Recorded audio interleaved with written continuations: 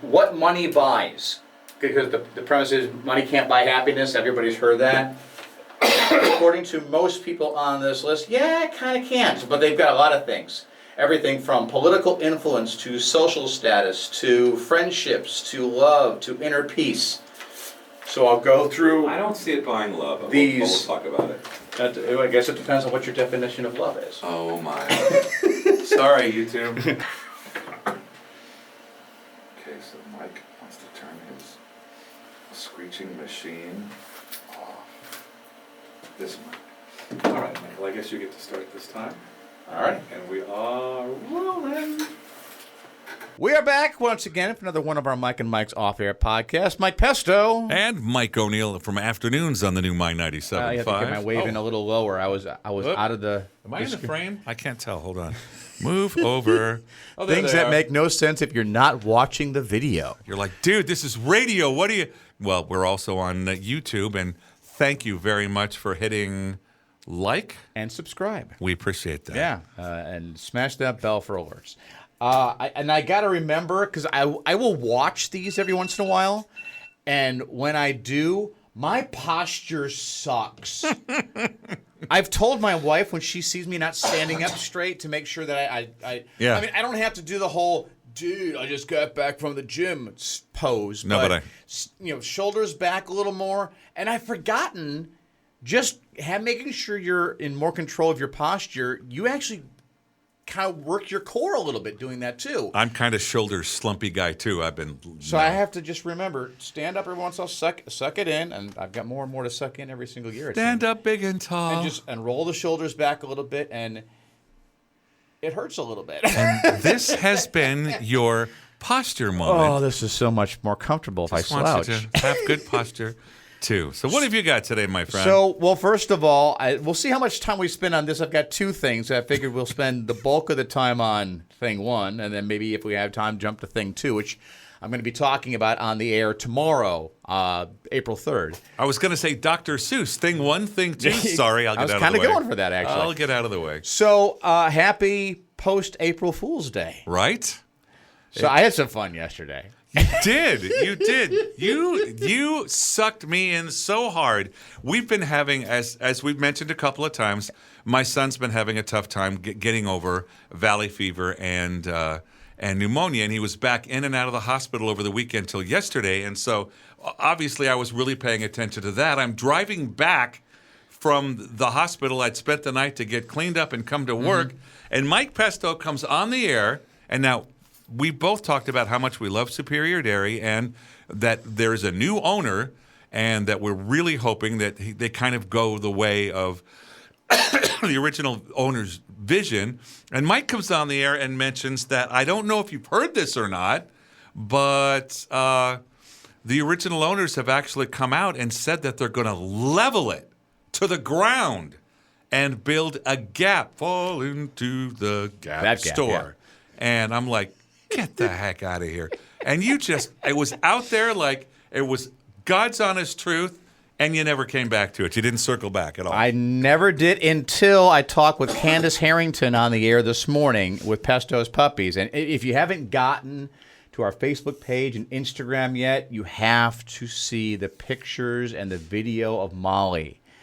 She's not going to be there long. She's an 8-week-old shepherd mix and just the cutest little puppy you've ever seen, and the teething and the whole deal. If you're a big fan of puppies, it's a lot more work, but it's so much more worth it when you realize you had them their entire lives at that point. And when you have that dog, remember to lock up your shoes the first year. Yes. So do check out the pictures and video and get down to Visalia Animal Services and get her adopted. Nice. But I didn't pay it off until I talked with her. Right. And I kind of mentioned, I haven't said this yet, but that whole thing about Superior Dairy, them bulldozing it and turning it into a Gap store, that was y'all just... I literally called my wife. She was busy.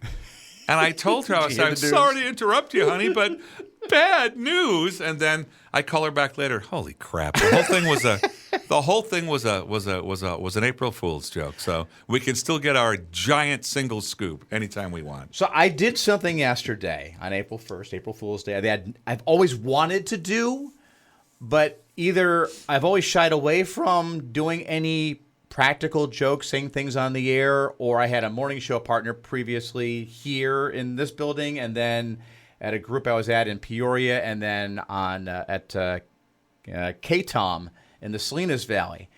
And that morning show partner would always talk me out of what I did yesterday, just saying what I say and never saying April Fools if anyone bought it. Just throwing it out there in the universe, as it were, and just seeing what sticks, seeing if I get phone calls, seeing in that case if I get reactions on Facebook. So it started with the first thing I said during the Dirt segment that I had at about 6:30. And I said, Burger King has been falling down for years now. They were a solid number 2 behind McDonald's. It's Wendy's now. And now it's Wendy's, and Popeyes sneaks in there. Burger King is like 4 or 5 at this point. I think behind Subway. What happened to the Whopper, man? So what I said is, for a limited time, and they're starting this today, and they're doing this in conjunction with McDonald's, you can actually get a Big Mac at Burger King. But you have to ask for the Big Mac meal. So when you go through the drive-thru, just ask for the Big Mac meal, and you can get at least one McDonald's item at Burger King, and they're hoping that boosts up sales. And then I just went right into the next song without over-explaining it. There are so many fast food workers right now that are so mad at you and they don't even know it. That's crazy. And I never heard if anyone picked me or took me up on that. In the next hour, so about 60 minutes later, I jumped on. I said, you've probably been following the news that Starbucks, they've got a new CEO. They're trying things a little differently, which they are. The best April Fool's Day pranks I've learned over the years is start with a nugget of truth that you think most people have heard. Most people have heard Burger King is not even close to being number 2 anymore. They've fallen down quite a bit. Most people have heard Starbucks, they're doing some changing now. If you've been, you've probably noticed it. I said, starting today, and again for a limited time, to kind of undermine the success that Dutch Bros has been having recently, any discount code or coupon for Dutch Bros, starting today, they will accept those at Starbucks. Just go through the drive-thru and show them your Dutch Bros coupon, and they will give you that discount on a Starbucks item. That is so miracle at 34th Street, isn't it? Remember how the store, when they sent them to the other stores to make them happy? That's so in that vein, and so it's not impossible. It's just unlikely. And the last one I did is going back to fast food. I said, we all can agree, I think, that McDonald's has the absolute best French fries of all the fast food restaurants out there. Well, apparently they are all conceding that now. Starting today, once again for a limited time, you can get McDonald's French fries at any fast food drive-thru that serves fries. Just make sure you ask for the McDonald's fries option with your Whopper, with your Wendy's double. Whatever it is, you can go with their fries, or you can get McDonald's fries any fast food drive-thru. That's crazy. And again, I don't know if anyone... Again, you picked so much fast food. There are so many fast food workers that are like, where in the hell did that come from? Yeah, and if anyone did take me up on it and actually go through a drive-thru and say that, and go through like you own it. Hey, I heard on the radio this morning they're doing this. Can I get my McDonald's French fries here at Burger King? We have no idea what you're talking about. Yeah, we'd like to know. So you should... You know what you do? Check in with Mike on the next morning show after you hear this. He'd appreciate hearing about it. And then the Superior Dairy one, we've all been talking about it. So it is something that is in our consciousness anyway. That was my favorite.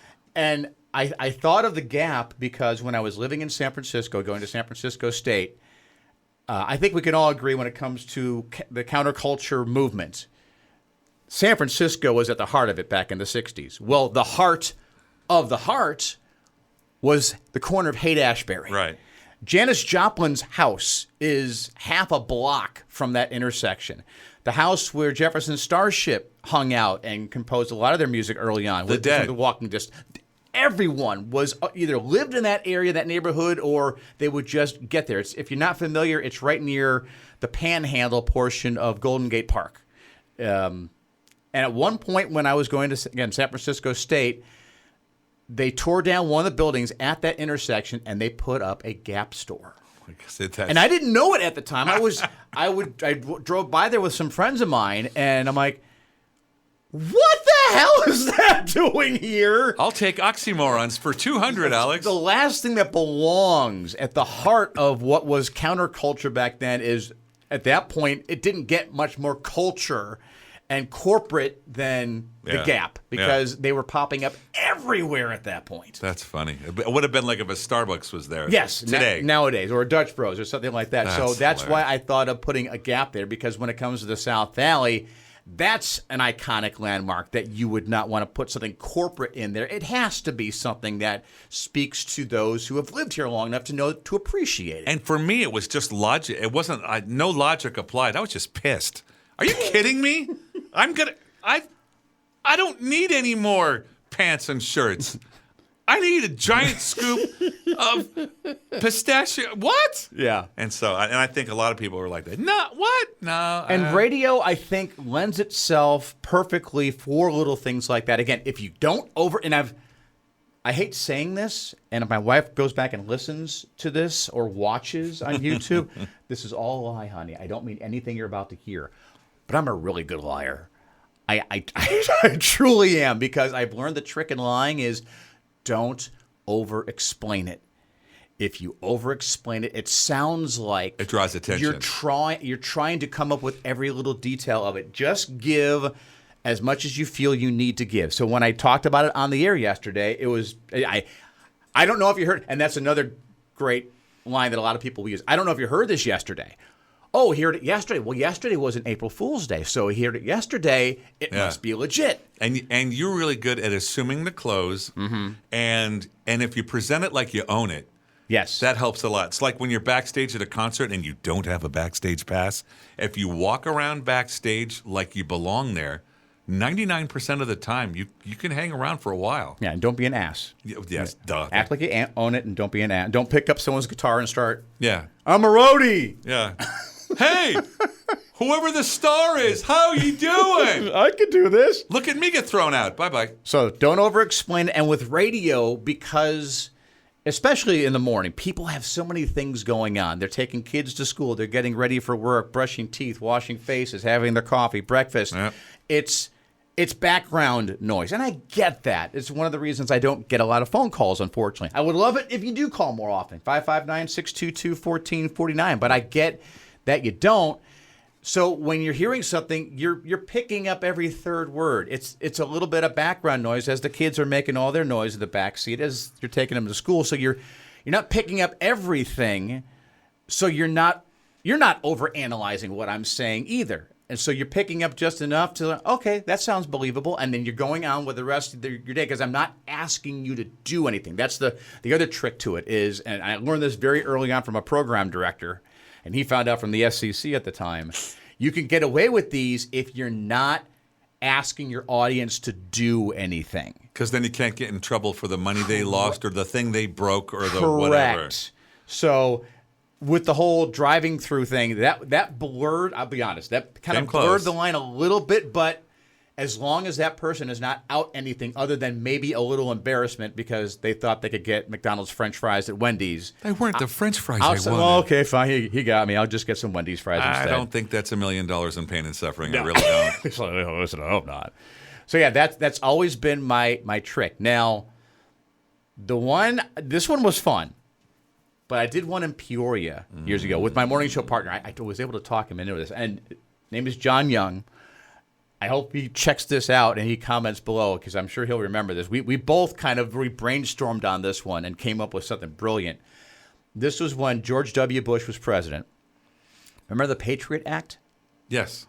It was right after 9/11. All these safeguards were put in place, giving the government a little bit more reach than they typically would have to find out where the terrorist cells are. And everybody felt that more because of it, because it, Yes. the evil act caused people to rally around where they maybe hadn't in the past, or they really didn't have a nationalistic vibe. That was omnipresent for a good year. Oh, if not longer than that. And I'd be surprised if there aren't some things we're still allowing the government to do That started there. that we didn't allow them to do previously under the guise of, well, they're keeping us safer. Well, hopefully, but it also does give them a little bit deeper reach into what we do. So I don't know where this came up with. If it was John came up with it or I did, or just a great combination of the two. We thought a lot alike with a lot of things, but we came up with the idea of through provisions within the Patriot Act, they were able to tell as you're at your keyboard, as you are entering things, if you are under the influence of anything while you're doing it based on keystrokes and algorithms and things, sites that you're going to. And if you are, they will shut you down. Wow. And we even, because we had a news station in our cluster at that point, WMBD, and we had the guy who did the morning news for the morning show there actually come on with us and read a press release that we dummied up. And his name was Sean Newell, if he happens to check this out. Hey, Sean. And Sean, in our news partner, can you read that? Just came across the line about what we've been talking about. Oh yeah, so here's the provisions on the Patriot Act, and just read the press release as we wrote it, and then the phone lines lit up. Which gave it temporary authority. Yes, because now they've got the news station in on this, and I don't know if they took the ball and ran with it. Hopefully they did. Well, I'm very certain because they're a news station, they had to take accountability for it. They had to go, but wait. Yeah. Don't listen to what the guys over at the country station are doing, because they're having a little fun this morning. But wasn't that a great on. 20 minutes? So, but again, and I didn't want to pay it off. So I was able to talk him into that time around not. So we finished up our show, didn't think anything of it. Half hour later, we're in what we call the pit. We had this area where it was just everybody who was on the air, just in this big pit area. So we could kind of brainstorm ideas and come up with different things and how each station would kind of put their own spin on it. So we're just kind of talking about what we did. Our program director comes in, says, "You guys need to get back on the air now." I'm like, why? What did we do? It's like, we're getting phone calls into our main office area of people asking about this. Not if it's legit or not, but what we can do. I mean, they bought it hook, line, and sinker to the point that they wanted details on how I can get around it. How can I shut this down? So we had to jump on the air during the mid-girl shows, while her show. I'm sure she was thrilled. And explain, hey, just so you know, early this morning, the whole Patriot Act thing, that was all just an April Fool's Day joke. April Fools. It's not funny now. For some it was. For some it was like. But nobody likes, I mean, on the face of it, we all like to laugh, but nobody wants to be the butt of a joke or suckered. Because we all like to think that we're smarter than that. But we've all been suckered. Come on. Yeah, so I get it. Thanks, Mike Pesto, yesterday. But, I mean, it happens. But, you know. And I get that, but then, I mean, thank goodness we talked with our program director about that one ahead of time. And if ever I were to do anything that involved here, I would talk with my program director ahead of time. Say, hey, I'm thinking about doing this, and maybe he would reel me in a little bit, or maybe he would say, you know what, how about you take it and put maybe this little spin on it and go with that instead. But in talking with Randy, our program director here yesterday, he's like, yeah, that was good. So he got a kick out of it. And I'll bet your program director at the other station had that, well, just in case this takes off, we have to be prepared to account for it on the midday show. Yeah. And so I didn't want to pay it off, but then I did. And again, Wanted there was to be employed further. Yeah. And I get being embarrassed at that point. Oh man, I kind of got gotten, because I don't like that either. Which is I come up with all these because I'm already on guard. Well, since I'm on guard and I won't get gotten, let me see if I can get anybody today. But I think we are both on the same page with when it comes to doing a radio show. I would rather apologize for something I did or said rather than get permission. Mm-hmm. And Randy, I'm sure, didn't just hear that. But the Mike point, O'Neill, Randy. But the point of that is I've been employed here since 1996, so I guess I walked the line pretty well. And a lot of the times you say something like, I know this is on the edge, but I'm going to take a chance because it's right there. And a lot of the times if you're looking out and you can see the receptionist and you hit it and they fall out of their chair, worth it. Whatever happens, worth it. As long as I don't get fired, worth it. The one that I don't know if you remember that I did with my 97.5's first incarnation, we were a little bit more contemporary with some of the songs that we played when we first signed on. Is we did a lunch delivery, and again I talked with Randy about this, and he agreed it was okay to do. I would always call up as Doug. My name was always Doug. And I would call up, because businesses would have to go onto our website and give us some information about the business. And then they would, obviously tell us what they did and how to get a hold of them. So I would wait at least a month before I would ever reach out to a business that asked for a lunch delivery, so that maybe they would forget that they asked for the lunch delivery. And then I would call up as Doug. And with something in mind that they did. I remember there was one in particular, and this wasn't an April Fool's Day joke. It was every, I think, Thursday I would make these phone calls, and then the lunch delivery was on the following Friday. There was a delivery company, a warehouse delivery company in Lemoore, I believe it was, that wanted lunch. So again, I waited about a month and a half, 2 months. I called, and I said that I had, if you remember the movie Smokey and the Bandit 2, I had an elephant that needed to be shipped. And can you handle the shipping of an elephant? And And you went through the whole thing with all the whole details? thing, all the details, measurements. I mean, I did some homework on this. He's just under 2 tons. Just under. I looked at all of that to see what would be for this Relative. for the size of a smaller elephant. What the size would be, what the weight would be, and all of that. And I gave him all those, and got the. Can you hold, please? And talking with people in the office, and eventually, I want to say with that one, they sniffed it out. So, wait, you said your name is what? So it's Doug. Doug. Are you sure this isn't Mike Pesto at my 97.5? Gosh darn it, you sniffed in it. That's but great. I was able to get away with those because they were getting something out of it. But at that point, that's a win for you, too. And I would always ask, obviously, okay, listen, I did record this phone call. Is it okay with you if I play it back on the air? There was only one occasion, and I honestly can't remember the business now. They said, no, we'd really rather you didn't.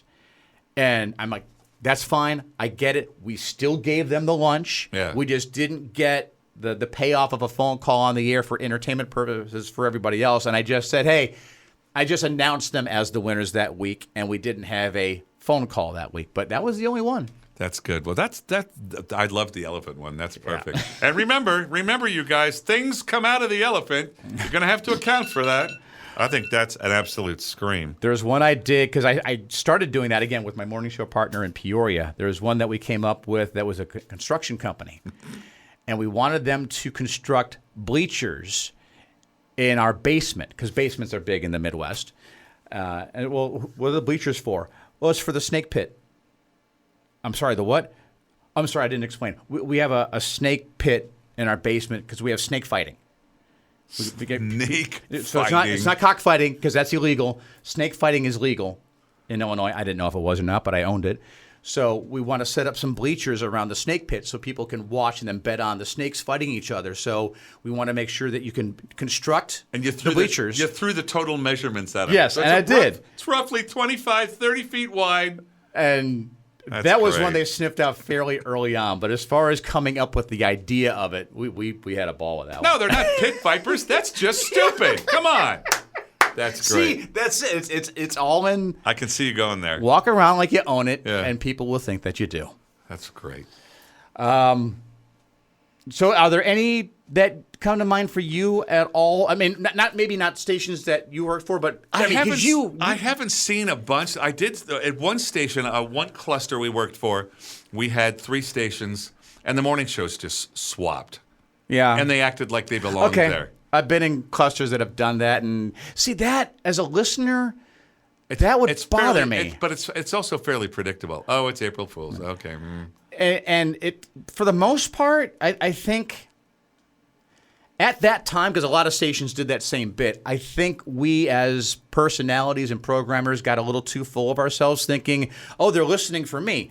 No, they're listening for the music. The music is still number one. Yep. You mess with the music too much, you're going to piss people off. Yeah.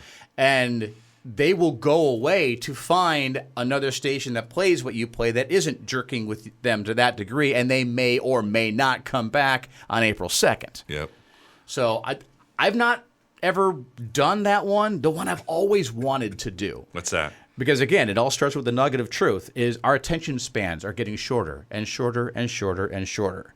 And you've researched this as well because of all the commercials that you do. You have 5 to 7 seconds, I think, to grab someone's attention, whether it's you on the radio talking or a commercial, which is why a lot of times the commercials you'll hear, it's that instant boom. Yeah. The sound effect, the crash, or whatever it is to get people's attention and then to keep it for 30 seconds or 60 seconds. Yep. So I thought, okay, with that in mind, with that nugget of truth, how about we say we've gotten some new research back that you want shorter songs and you want your favorite parts of the songs. So starting today, we are just going to give you the hooks. Oh, that's funny. So you play 60 songs in 1 hour? And we have imaging made up that say, giving you 120 songs every hour. The new My 97.5. The best part of all your favorite... Oh, that's hilarious. And you really sell it in the imaging you have created. And it's going to be a lot of work for all the shows that do it because... your songs are only 45 seconds to a minute long at the most. But you're breaking your own rule there, you realize. Mm-hmm. You're screwing with the music. But at least with that, you're still playing the same music. So it's... And I think I've only pitched that to a program director once. I don't see us ever doing that, just for the record. That would take a while to set up. Yeah. We would both have to work at that because I'm the imaging person around here. I think... Our sister station, Hits 104.9, could get away with that. Yeah. Because a lot of the songs are shorter anyway. And they're all 2 minutes long. You're not cutting anywhere near as much as if you're going to be cutting something from Eagles on My 97.5, Hotel California. Whoops. Yeah, good luck getting that down to 45 seconds. The intro and done on that song. Exactly. That's all you get. It's like Inagata-Davida, the short version. Bum bum ba-da-da bum bum bum bum bum bum ba-da-da bum. Yeah, that's an intro and outro. That's the short version. Thank you. Thanks for coming. That's all you get. Maybe I'll pitch that to Blasey for next year. He does our morning show on Classic Rock. So, okay. So, I guess all I have for unless there's anything else that you wanted to hit on. Just one quick thing. It wasn't an April Fool's joke, but K-Jug did, I think, the very best promotion that's ever been done, especially for the dollar value. Okay. I was in afternoons on K-Jug back in the day, and we came on the air, Michael, and we told our listeners, management has told us that we have to blow up the jug. I've heard about We're going to do this on such and such a date. In fact, it was at the mall, and that's what's going to happen. And that's all we said over and over and over again. And we did it. And oh, my God, Mike, the phones went bonkers. Oh, no, you are not going to blow up our jug. They took ownership of this thing. Mm-hmm. And we used to pin it down. There was a pole that was anchored into the ground about 10 feet in front of the old Mooney location where we were. Somebody tried to steal it, to whisk it away to safety before it happened. I guess it shouldn't surprise me. And so there we are talking about it over and over again.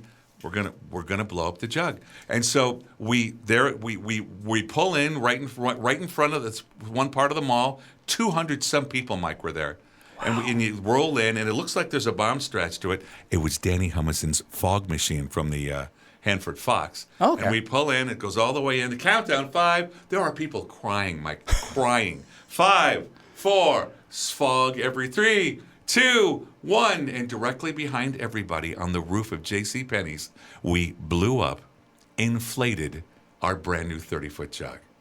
Ta-da. That was the whole promo. You couldn't get the word. You couldn't pay for advertising for the word of mouth we got for this. It was amazing. That's all. That's a great one. And I've heard stories of that because it happened well before I got here. And just the terminology, we're going to blow up the jug. You didn't lie. There's not a lie. I was told. We were very careful with the 5 or 6 words we said the same way every time. And like you said, we said it like that. This is what we're going to do. And we could have gotten nuts and changed it. No, it was smart to just keep it that way because they were like so fished in. And let me ask you, was everybody at the station in on it? Did everybody 100%. know? Okay, we had to be. Thank you. And this gets to one of my pet peeves that maybe we'll get into another podcast is, and sometimes, I'll be honest, it happens in this building. It's happened in every building I've worked at where not everybody who should be on the same page with something, especially if you're on the air talking about it, is on the same page to the point that they don't know exactly how to put it because they don't know what the end game is. With that, as long as they explain, listen, you have to phrase it this way because we are going to blow up, as in with air, our new jug. Well, in our My 97.5 studio, Mike has, what is it, about a 30 font on the wall there. It says, it's the new My 97.5 relaxing favorites. Whatever it is there, just in case my brain fries. Yeah. And I look and I was like, oh, yeah, okay. And, we literally had the two ways to say it. Okay. So that it sounded, because if it was the same way each time, I'd be like, you're broke as and your brain's going to be like, I feel something's here. There's something here, and then you're going to investigate it deeper. But we had 2 or 3 different ways to say that. Just blow up the jug, and we did 30 foot of it. And this promotion cost 1 inflatable 30-foot jug. Yeah, and just the time and attention of everyone to make sure they're on the same page with how it needs to be presented on the air. Because you could very easily, the inflatable. Oh, crap. And there it is. It's done. Yeah, there was when I worked in the Salinas Valley at KDON, first station I ever worked at.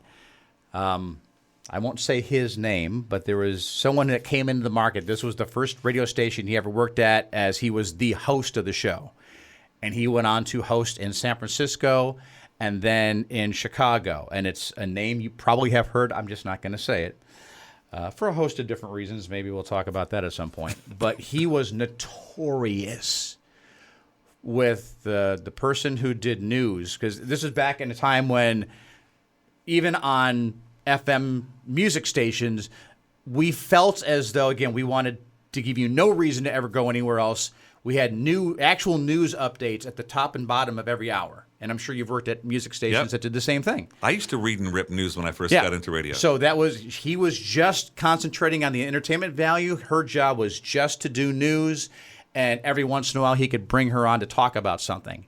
He notoriously never told her what he wanted to have her on for the purpose or anything, because he didn't trust her. And he basically told me, I want to make sure I get genuine reaction, and I don't trust her to be able to give me genuine reaction if she knows what the quote-unquote bit is. I'm like, I get that, and I'm learning radio at that point, but at the same time, you don't have control. What if she takes it in a different direction? Yeah. It's like, his thinking was, I'm quick-witted enough, whatever she does with it, I can spin it back and get it back to where I want it to go. And sometimes he did. Most of the time he did. Every once in a while he couldn't. It was the vehicle that he was comfortable Yeah, with. so I'm always been a bigger fan of getting people. And there was a time I bought into that hook, line, and sinker, but at the same time, then you don't have control. And, right. And eventually people in the building start thinking, well, why doesn't he trust me to know I'm going to give him the reaction that he wants and not say something that's not a part of the shtick, if you will. So it's a trust thing at that point. And as you were talking, there's one that I thought of when I was working at a country station in San Francisco, Young Country.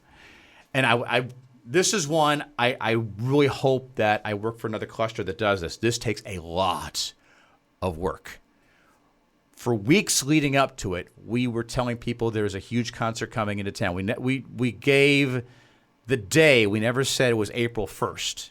Coming up this Friday, whatever day it was.